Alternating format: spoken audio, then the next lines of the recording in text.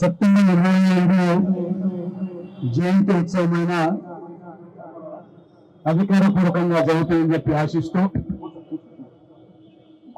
స్వాతంత్ర సమరయోధులు, తెలంగాణ తొలిదశ ముందశ ఉద్యమకారుడు, రాజకీయాల్లో విలువలతో కూడుకున్న రాజకీయాలు నడిపినటువంటి మహమ్మతుడు కొండ లక్ష్మణ్ బాబూజీ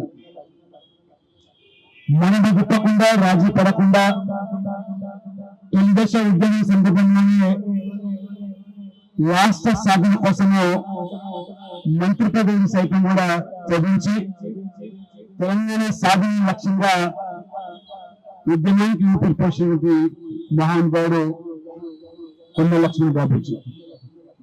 స్వాతంత్ర ఉద్యమంలో ప్రముఖమైనటువంటి పాత్రను పోషించి నిజాం వ్యతిరేకమైన ఉద్యమంలో కూడా తన వైద్య శైలిలో వారు ఉద్యమించి ఆ రకంగా తెలంగాణ రాష్ట్రం ఏర్పాటు కావాలి, సామాజిక తెలంగాణ రాష్ట్రం కావాలి అని తపనతో మలిదశ ఉద్యమ సందర్భంలో కూడా వారు రాజీ పడకుండా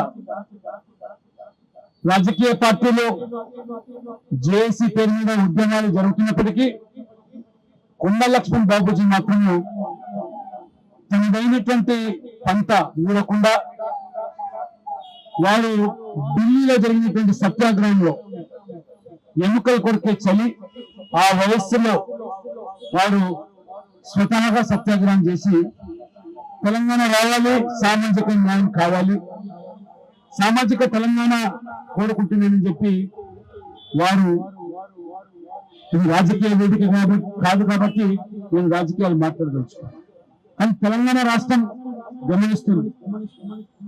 వారు చేసిన కృషి, త్యాగము ఏ మేరకు చేనేత కార్మికుల కోసం, చేనేత రంగాని కోసం వారికి ఉన్న అనుబంధము మరి విడిదీయలేనిది.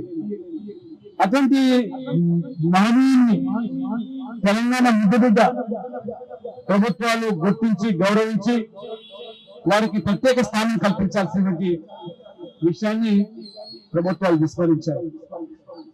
కానీ కేంద్ర ప్రభుత్వము మోదీ గారు స్వయంగా వారి చరిత్ర తెలుసుకొని వారి యొక్క త్యాగాన్ని గుర్తించి వారి పేరు మీద పోస్టల్ స్టాంపును విడుదల చేసి తెలంగాణ ఉద్యమకారుని కేంద్రం గుర్తించింది. కానీ రాష్ట్రం మనం గుర్తించాల్సిన అవసరం ఉంది, రాష్ట్ర ప్రభుత్వాలు గుర్తించాల్సిన అవసరం ఉంది. వారు లేనిదే, జలదృశ్యం లేనిదే తెలంగాణ ఉద్యమం లేదు. తెలంగాణ ఉద్యమానికి కేంద్రంగా బీజం వేసింది జలదృశ్యం. కానీ చివరి దశలో వారికి నీడ లేకుండా కూడా పోయింది.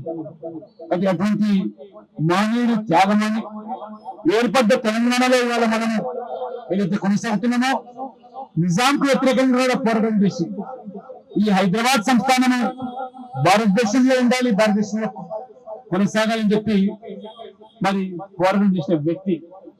వారి పోరాటం వల్లనే ఇవాళ మనము భారతీయులుగా ఈ రాష్ట్రంలో తెలంగాణ బిడ్డలకు కొనసాగుతున్నాం తప్పితే వారికి మనం ఏమైనా గుర్తించామని ఒకసారి మనం అందరం స్మరించుకోండి.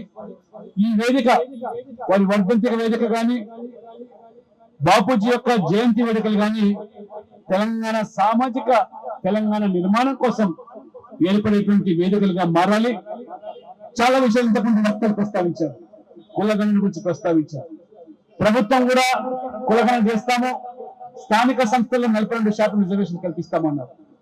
దాన్ని సాధించుకోవడానికి కొండ లక్ష్మణ్ బాపూజీ యొక్క వర్ధంతి ఈ వేదికగా మారాలి.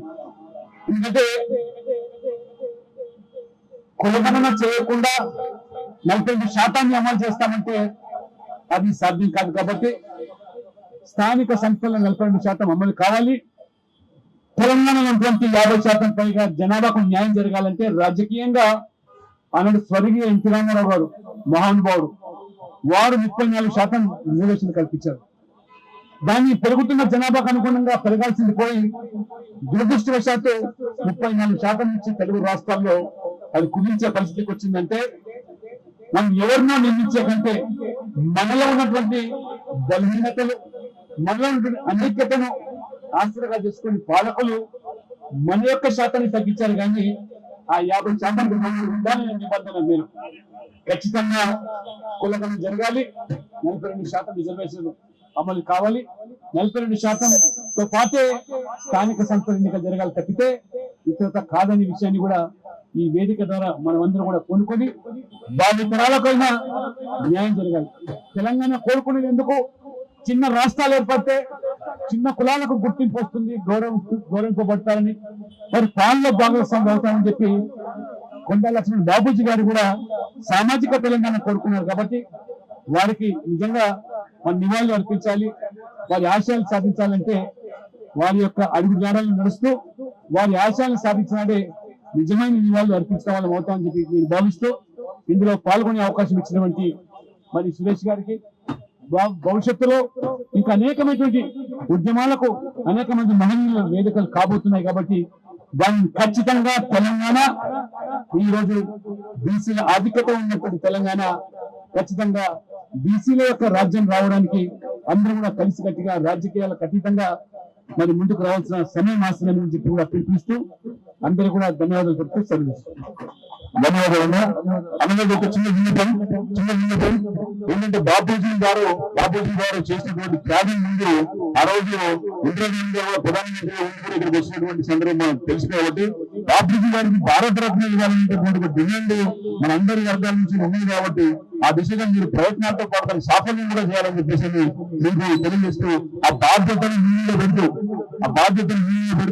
బాపూజీ గారి ఆశయ సాధన దిశగా ముందుకు సాగాలని చెప్పేసి నిన్న సాయంత్రమే ముంబైలో మా ప్రభుత్వం ఆధ్వర్యంలో పద్మశాలి యొక్క సమ్మేళనం జరిగింది.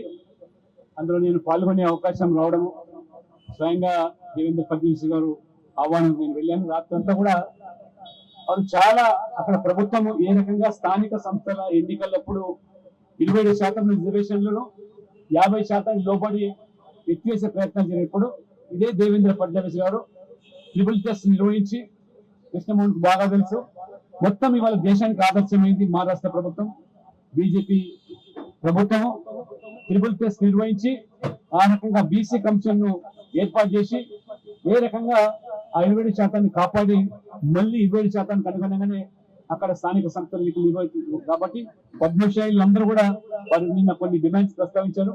మహారాష్ట్రలో తప్పకుండా వాటిని నిర్వహిస్తామన్నారు. అక్కడ నిజంగా చాలా గొప్పగా ఐక్యత ఉన్నది. అక్కడ భివాండి నుంచి మరి సోలాపూర్ నుంచి పెద్ద సంఖ్యలో నేను అక్కడ రావడం జరిగింది. అందులో పాల్గొనే అవకాశం, కొండా లక్ష్మణ్ బాపూజీని కూడా నిన్న ఆ సమావేశంలో ప్రస్తావించే అవకాశం రావడం, మోదీ గారు వారి పట్ల మమకారంతో విడుదల స్టాంప్ గురించి కూడా అక్కడ మరి మున్సిపల్ చైర్మన్ కూడా ప్రస్తావించారు. కాబట్టి తప్పకుండా అందరం కలిసి వారికి దక్కాల్సిన గౌరవం గురించి అందరం కలిసి కొట్లాడడం, ముందుగా రాష్ట్రంలో మనకు రావాల్సిన హక్కుల గురించి, వాటా గురించి, వారికి గౌరవాన్ని ఈ ప్రభుత్వం అధికారపూర్వకంగా జరగాల్సినటువంటి ఈ కార్యక్రమాన్ని దాన్ని నెరవేర్చుకోవడానికి అందరం కలిసి పోరాడదామని ఒక నిమిషం ఉన్నా అభివాదం చేశాను సార్. అభివాదం. अमर रहे आचार्य कुंड लक्ष्मी बाबू जी, अमर रहे आचार्य कुंड लक्ष्मी बाबू जी।